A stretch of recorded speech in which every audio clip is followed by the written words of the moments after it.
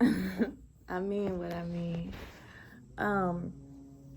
No, but I was saying I can't allow myself to be so fixated on the vessel. You know what I mean? And people are the vessel. You have to focus on the lessons, not the vessel. So like how I was saying, that previous relationship or that previous encounter, like I can't be focused on the person, because if you focus on the person, you miss the message. What I recognized from that was, I'm too loyal to the point where I'm overcompensating and taking away from myself. You give but so much time to this person, or you give so much time to this endeavor, it's taking away from time that you could be giving in another arena. And the main space you should be giving it to is yourself, your spirit, nurturing your creative essence, nurturing your joy, allowing yourself to completely flourish from the inside out. And so, my dreams have been showing me so many things that I need to settle in this waking life. The subconscious things that I normally would use, say like avoidance. I would use avoidance. That could be an addictive habit. Drinking, smoking a little, whatever. Like all of those things are suppressing your subconscious feelings and fears. And you may not be conscientious of it, but that's what it does, because it alters your level of perception and how you operate in.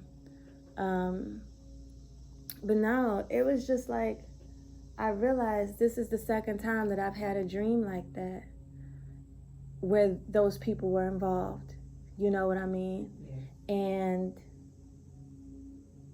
I can't focus on those people, because literally those people are irrelevant. They're not in my day-to-day. You don't talk to them. They may see you, you may see them, but that's through the digitized platform. Yeah. In your day-to-day life, those people are irrelevant. But what is not irrelevant about them are the lessons that you learn from your encounters. And so whatever things you think you're just over, you're not over. Because at the bottom line, these things are deeply embedded into your subconscious. And when you have dreams about people, when you have dreams about these vessels, whatever that subconscious fear or that subconscious pressure that you feel in your chest that just doesn't go away, that is what comes in your dream. That's what you have to get through. That's what you have to get over. And so I'm just happy that I'm not fixated on, why am I thinking about da-da-da-da. You know what I mean? It's more so, what do I need to take from this? And how is it impacting my day-to-day life? So with dreams, they're messages. Subliminal. They're messages. When they say the REM, when you're in REM,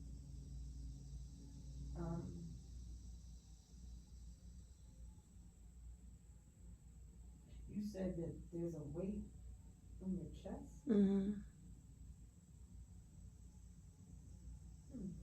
That's interesting. Yeah. When you see certain things, or when you hear certain words, or when you... They're triggers. Yeah. Yeah. They are actual triggers.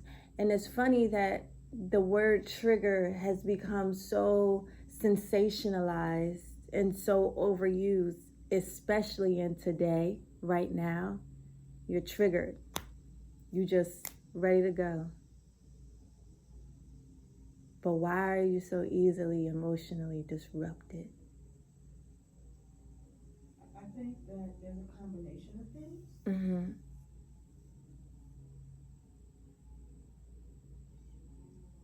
The foods that you consume, For sure. the information that you consume. For sure.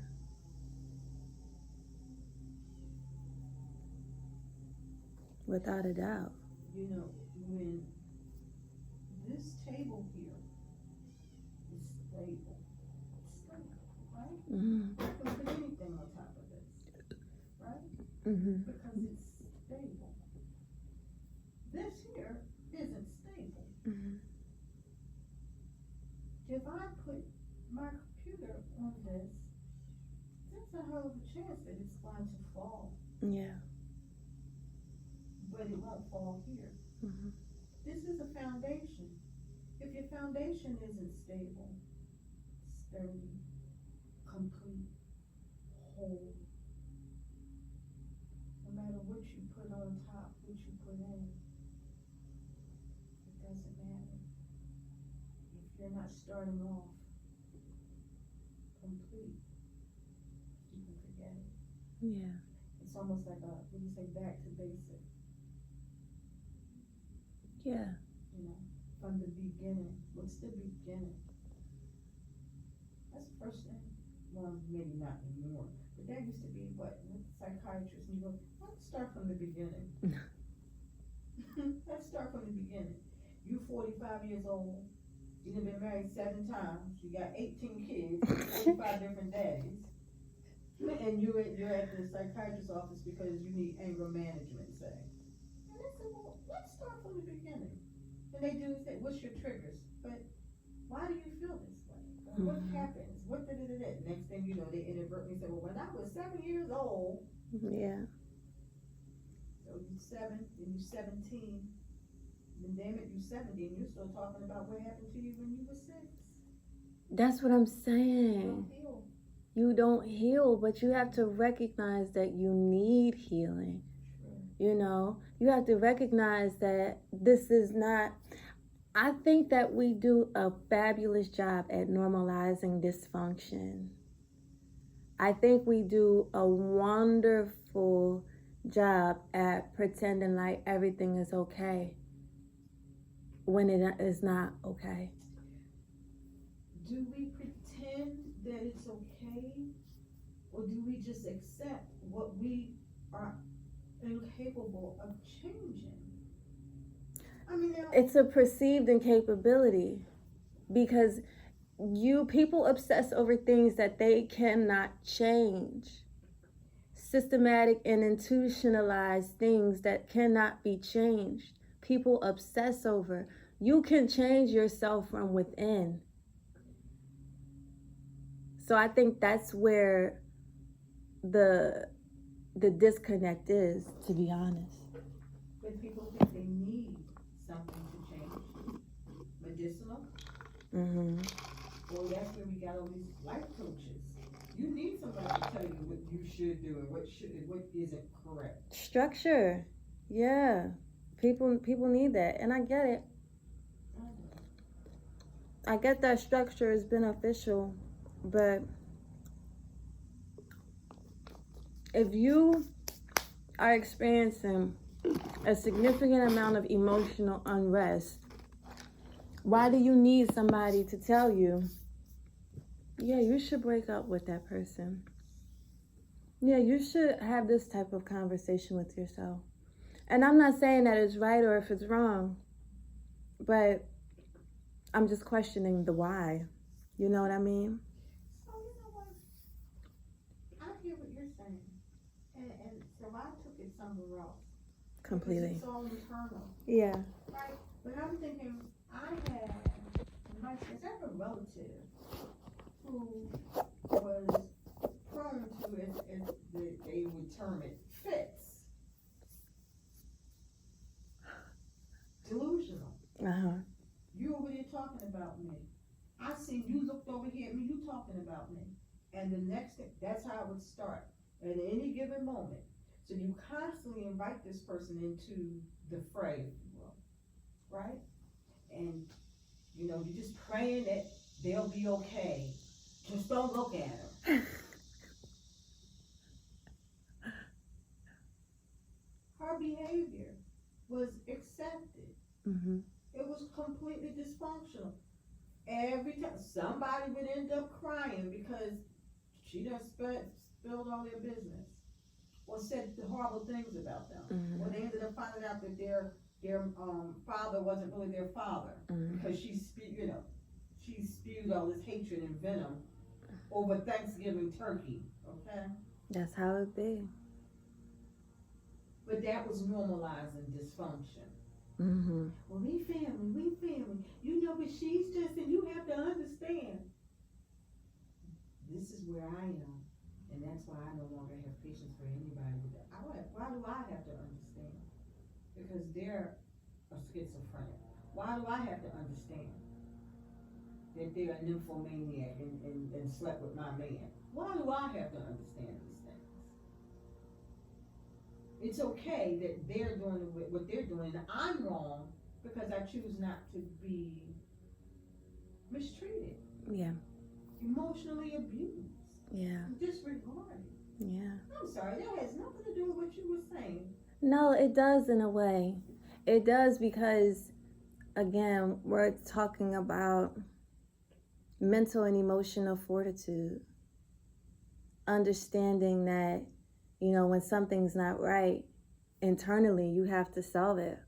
Most people, like you said, they go along to get along. It's dysfunction in your midst, and it's causing you anxiety. It's causing you to be triggered, and you're keeping yourself subjected to that energy. You're keeping that in your presence, but it makes you uncomfortable, like physically uncomfortable. That makes sense. So you did take it someplace else, but I follow. Yeah. Well, I did to you what was done to me. And you were successful. And I think at some point I became successful as well. But would it cost my mother? But at what cost to my mother, I should say. I was raised to, no matter what, we're family. They steal from you, lie on you, treat you like poop. We're family. They make fun of you, Yeah. Look down at, but we're family. And you have to suck it up. But then that's how you end up being 65 years old and full of resentment. It's okay to say, okay, I can love them, as my mother used to say, love from afar. Mm-hmm. Tamika say it best, I'm sorry, but Mika, I love when Mika, she says, love you always. And she's like this, love you always. Yeah. I love it. I'm like, Mika, I love it. I love that saying, love you always. Or, I love you dearly. After that, I love you dearly is but. That's facts. Yeah, I appreciate and respect you say, well, Mom, I don't like such and such, I don't like such and such, or it's not a person per se, but behaviors. I don't like feeling this way, and it has to be respected. Yeah. Because at the end of the day, it's all about this. Yeah. It's all about this. Yeah. As I said to you, and I lied there last night, as long as I lied as I was in bed. And all the things that ran through my mind, and it was me. It wasn't that bed alone. That's all that matters. You don't set out to hurt anybody. You don't set out to be cruel, mean. You don't set out to rob anyone. You don't set out to assassinate anyone's character. You just want to live. And you live with or without. You want to live. Yeah. That's all that matters. And I do just want to say that me being able to stand my own ground, that's because of what you told me about how to love myself, how to see myself, how to take care of myself. You know what I mean? And I feel seen I feel like you should be proud of yourself for succeeding and teaching me that, because that to me is how you embody breaking a generational curse. Yeah. You said, I have been able to succeed in this particular area where you weren't. And that's becoming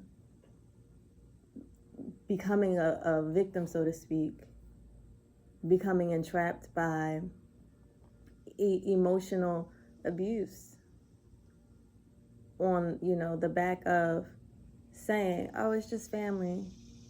It's just family, so let them steal from you. That's family, so let them lie to you. It's family, let them, abuse you emotionally, physically, whatever. It's family. Your family is your family. But wait a minute. Hold on. And it's not to say that I don't love my people, but it's only but so much that you're going to be able to get away with. You're not going to disrespect me. You're not going to physically abuse me. I will not let you make me your emotional punching bag. You don't have the luxury to say whatever you want to say to me and think that I'm just supposed to lay down and take it just because of our perceived relationship. When in fact, you need to know how to uphold that title that you so lovingly tout, conveniently tout around. You know what I'm saying? I'm not here for it. I'm not. And it's not even so much that, I'm sister of the year or I'm cousin of the millennium, but I'm not going out of my way to hurt people. I'm not stepping on people as I quote unquote climb to the top. I just want to be left alone so I can mind my business and live the best life that I want to live. I ain't thinking about nobody. You know what I mean? My line is always open. I'm mad accessible to people. I'm living my life. And if that bothers you, your problem is with yourself. Your problem is not with me. And because your problem is with yourself and your problem is not with me, I will not allow you to take your problem out on me. And that's just the truth of the matter. If that upsets you, go sit in a corner and talk it out with yourself. Don't have nothing to do with me. Don't have nothing to do with me. And people are so accustomed to, like you said, allowing others' projections be put onto them.